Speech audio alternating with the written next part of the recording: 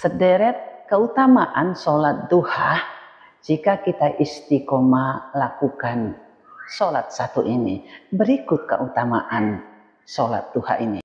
Yang pertama, dibangunkan istana di surga. Rasulullah SAW bersabda, barang siapa sholat duha 12 rakaat, maka Allah Subhanahu wa ta'ala akan membangunkan baginya istana dari emas di surga. Hadis riwayat Ibnu Majah.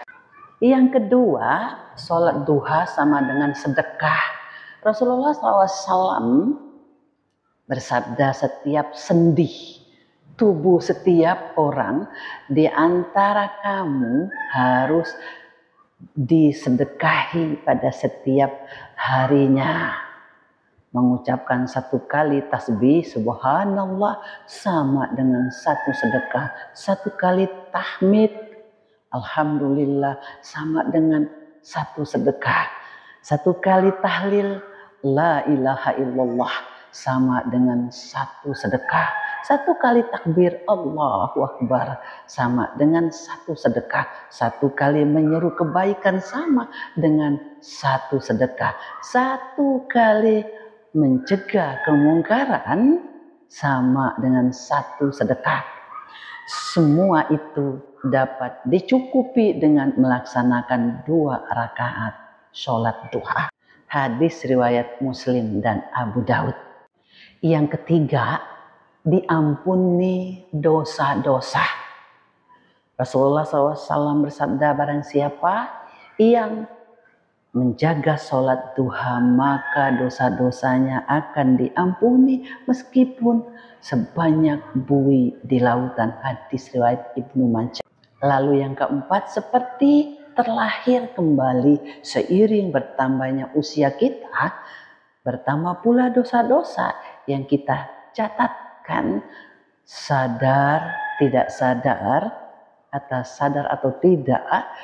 Banyak keputusan dalam hidup yang kita ambil berdasarkan hawa nafsu belaka. Dengan menjalankan sholat duha secara istiqomah, kita bisa menjernihkan lagi diri kita. Sebagaimana bunyi hadis, barang siapa yang menunaikan sholat duha, kemudian ia duduk dan tidak mengucapkan perkataan yang sia-sia, melainkan zikir pada Allah hingga menunaikan sholat duha 4 rakaat, maka dosa-dosanya akan terhapus bersih seperti anak yang baru lahir oleh ibunya. Ia tidak punya dosa. Hadis riwayat Abu Ya'la. Yang kelima, kebutuhan tercukupi keutamaan sholat duha ini.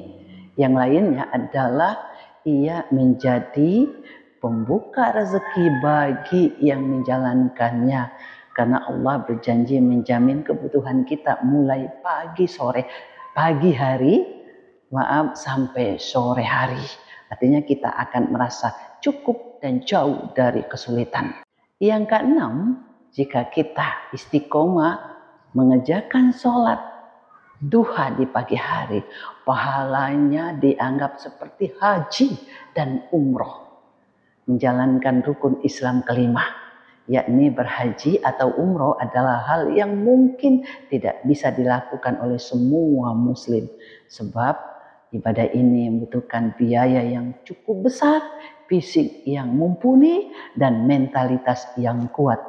Namun kita tetap bisa mendapatkan pahalanya dengan melaksanakan sholat duha. Insya Allah dengan konsisten dan istiqomah menjalankan sholat duha, juga Allah mampuhkan kita untuk ibadah ke tanah suci Mekah. Yang ketujuh, sehat fisik dan mental. Sholat duha adalah sholat yang dilaksanakan dengan rentang waktu mulai pagi hingga menjelang siang. Ia adalah waktu terbaik bagi manusia untuk memulai aktivitas.